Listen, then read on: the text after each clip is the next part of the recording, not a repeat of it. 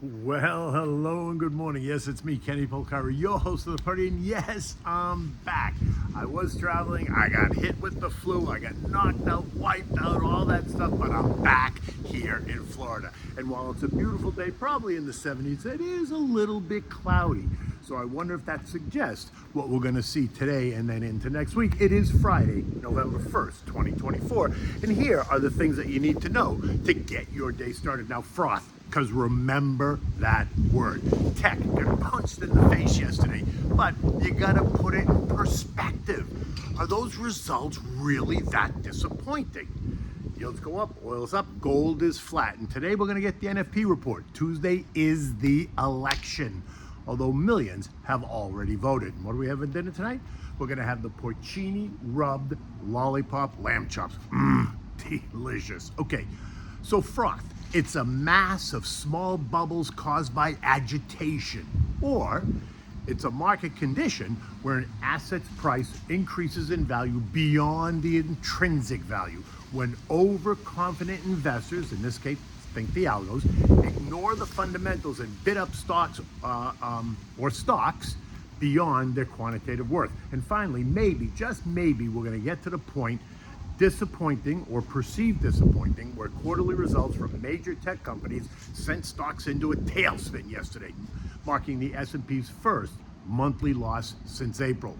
The Dow losing 380 points or 9/10. The S&P dropped 110 points or 1.9%. The Nasdaq lost 515 points or 2.8%. The Russell down 40 points or 1.6%. The transports lost 72 points or 0.4%, while the equal-weighted S&P gave up 80 points or just over 1%. Tech giants like Microsoft and Meta platforms reported mixed earnings, triggering stock drops as much as 6% and 4.1% respectively. Now that depends on your perspective.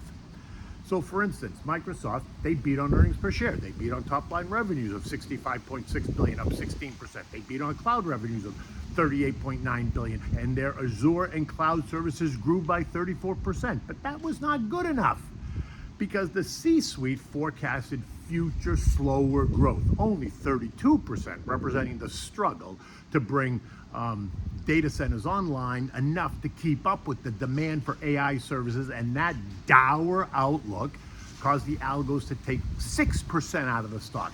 And I say the algos because it starts there, right? Once they get started, then they feed on each other. It becomes like this herd mentality, and they all jump in, running for the door all at the same time.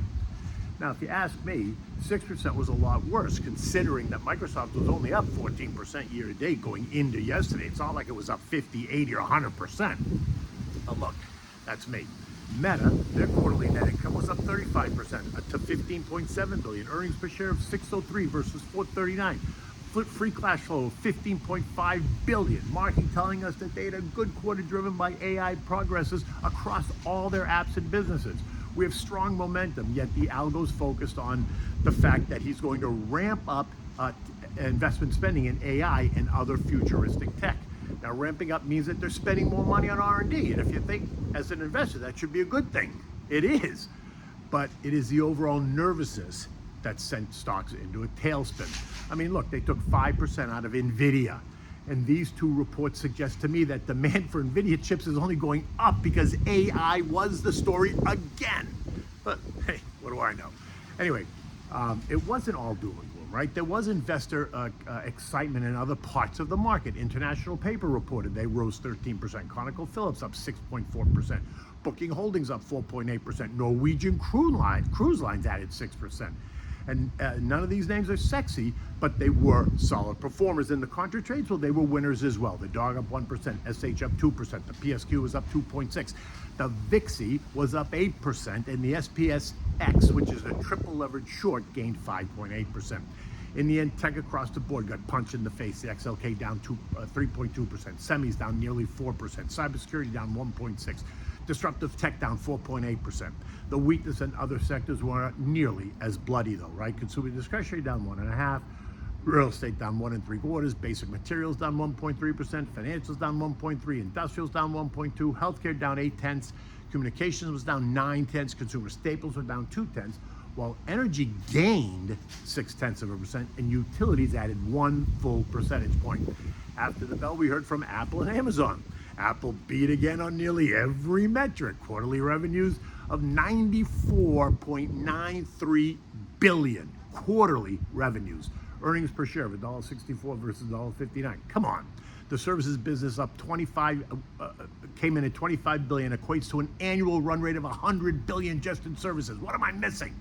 They took 4.2% out of it yesterday. It's down another 1% this morning, all on the idea that growth in China remains slow. All right, you go ahead. You sell your Apple because growth in China is slowing. I'm keeping mine and actually buying more because every other metric keeps making new highs. Amazon, do we really want to go there? They beat, right? They offered forward guidance across the board. The stock is up 6% in the pre-market. It was down 3% yesterday. Price targets go up. Some of them as high as $250 a share go for next year. Eco-data came in better than expected. Challenger job cuts fell to 50.9%, down from 53.4. Employment cost index, right at rose only 0.8, right, versus the expected up 0.9. The PCE, the Fed's favorite inflation gauge, came in line. There were no surprises, right? Flat over month, while initial jobless claims plummeted. Today's economic data is all about the October NFP report, and the tension is high. Expected job creation is only 100,000, but this could be a messy report because of the disruption seen by both Hurricanes Helene and Milton and the Boeing strike, which, by the way, is still going on, although it appears as if they're getting close, right? But these are all temporary conditions. Recall that on Wednesday, the ADP employment index came in much stronger than expected at plus 233,000 jobs when we were only expecting 110. And that caused U.S. Treasuries to fall, sending yields where? Up, amplifying the move higher ever since the September NFP report a month ago. Bond yields remained elevated. The 2-year yield is now at 4.178%. The 10 yields at 4.3%. A strong report today is only going to send those yields higher and strengthen the idea that JJ is going to have a hard time in cutting rates. The market has been conditioned for a 25 basis point cut next week. I don't see it. The bond market apparently doesn't see it either. Bond yields have done nothing but go up since JJ slashed rates by 50 basis points a month ago, which doesn't really make sense. But so much isn't making sense these days. As discussed, the bond market is preparing for inflation to rear its ugly head next year, no matter who is in the White House. And the sense is that the Fed is going to have to concede to higher inflation to help us get out of this massive U.S. debt issue. Right? The 2% target, where's it going? To maybe 4%. And what does that mean happens to the 10-year yield? 6%, anyone? Watch what happens to stocks if that happens. Oil jumped by nearly 3%, rising $1.90 to end the day at $70.53. And this morning it's up another 2.7%, or $1.87 at $71.10. So what happened? Well, Iran has threatened to attack Israel from Iraq. Now that's new. So now we have Iran attacking Israel via proxy from Gaza, from Lebanon, from Syria, and now from Iraq. The latest news suggesting that they're preparing to attack them using more drones and ballistic missiles. And an attack on Israel from Iraq only adds another new dimension to the ongoing story that only further complicates it, and that's going to draw now all the allies in, the Israeli allies, right, causing them to do what now? The move pushed oil up and through trendline resistance at 70.23, leaving us just about to kiss and test intermediate resistance at 73.10. And it is Friday, the weekend is here, and it could end up being a long and anxious weekend. In the end, Benny is correct. It is Iran and all of its puppets that need to be stopped, not Israel. Gold, after kissing the new century of 2,800, it backed off the trade as low as 27.40 before ending the day at 27.50. This morning we're up $9, and we remain in that 2,700, 2,800 trading range. All this as we deal with strong economic data, confused Fed policy in the final days of the presidential election, which is now entering. We've got 4 days to go. I'm voting for those European-style elections from here on out. They happen over 90 days. And then they're done. I mean, this 2-year stuff, it's exhausting, both mentally and financially. U.S. futures are up this morning. Dow futures are up 120. S&P's up 20. The Nasdaq's up 85. The Russell's up 3. The focus this morning, I said, is all about the Non-Farm Payroll report and the discussion and analysis about the tech mess that has and is happening. And do not discount the recent narrative that is concerned that volatility is about to spike because the election is about to offer more uncertainty rather than certainty. because if we don't have a clear winner by Wednesday morning, it's going to get all anxious. Recall, the longer the uncertainty goes on, the more angst it creates, right? Let's just hope that that's not the case, that there'll be a winner at some point Wednesday. There are about 15 more companies today reporting. Chevron, they beat. ExxonMobil, they beat. We got Ares, you got T-Rowe, you got Charter, you got Wayfair, you got the Dominion, you got Lionel Basel. European markets are a bit higher this morning, up between 0.5% and 0.75%. This after the beating they took yesterday after Eurozone inflation creeps back up, neutralizing the idea that the ECB is going to give a jumbo rate cut. And after the UK's new Labour government unveiled a budget that included $52 billion worth of tax increases, right? The UK is forecasting real GDP growth to be 1.1% this year, 2% in 2025, and 1.8% in 2026. But let those tax increases sink in. The S&P closed at 57.05, down 110 points, and is now 2.5% off the October high, right? It kissed yesterday's short-term trend line at 5700. Futures this morning are pointing higher as we await this NFP report. We want to see a weak number, but be careful. Be careful because there's hurricane issues, right, which are temporary, not permanent, and so they're going to try to pull a fast one on you if you're not paying attention. Unemployment's expected to be 4.1%, which is unchanged. Average hourly earnings up 0.3 month over month and up 4% year over year. Yesterday, the VIX spiked by 14%.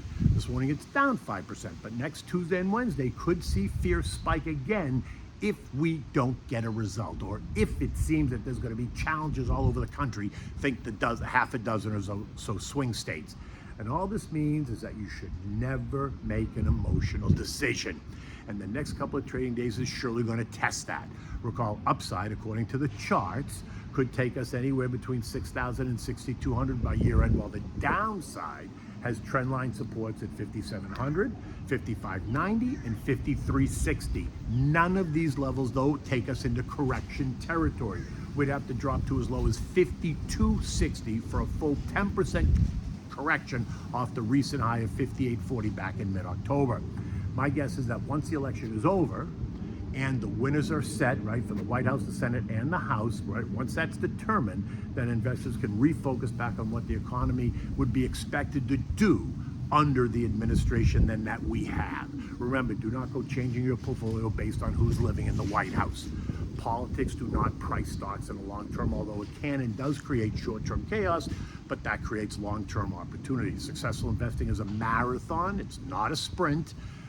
Give me a buzz, look me up. You can click on my blog and there's a link in there, send me a message, put KP in the message box. I will call you back to discuss portfolio construction, wealth management services, long-term wealth building, the whole 9 yards. Okay, what do we have for dinner tonight? We're gonna have the Porcini-rubbed lollipop lamb chops. This is all about the rub. Where you use it, that's up to you. Now the porcini rub, you want to grind 1 ounce of dried porcini mushrooms until they're nice and fine. You can use a mortar and pestle, you can use a food processor. Now combine the mushroom powder with 2 tablespoons of sugar, 1 tablespoon of salt and pepper, 4 garlic cloves, and about a 1/4 cup of olive oil. Set that aside. You can make this container of the rub up to the point and then store it in the fridge in a sealed jar. You can put that in the fridge, leave it, no problem. When you are ready to use it, take it out of the fridge, let it come up to room temperature. Mix it a little bit and then massage it into the meat of your choice. Today we're using lollipop lamb chops, but you could use this on a ribeye as well. You could use it on any steak as well. For the lollipop lamb chops, though, you want to massage the chops with the porcini rub on both sides, right? Then place them on a broiler pan and just let them rest for 20 minutes or so. Now, when you're ready, you're going to turn your broiler on, right? You're going to place the chops in the pan under the broiler. If you choose, you can also do these on the grill, but be careful because they cook very, very fast if you do them on the grill, so stay tuned. You want them to be juicy yet crusty. Once they're done, you want to arrange them on a bed of arugula salad, seasoned with salt and pepper, fresh lemon juice, a splash of olive oil. Then you're going to put the chops on top of that. Then you're going to drizzle the whole thing with a little bit of balsamic vinegar over the top, and you are going to serve. It is simple, easy, and delicious. And remember, if you're shopping for wine or spirits, you can go to woodencork.com. You can use the code WakeUpKenny to get a 10% discount on any of the products you buy there in any event. It is a beautiful day. You can see the sun is trying to come out. It's probably going to be about 75 and absolutely gorgeous. It's going to be a great weekend. Hoping to get a little bit of sun.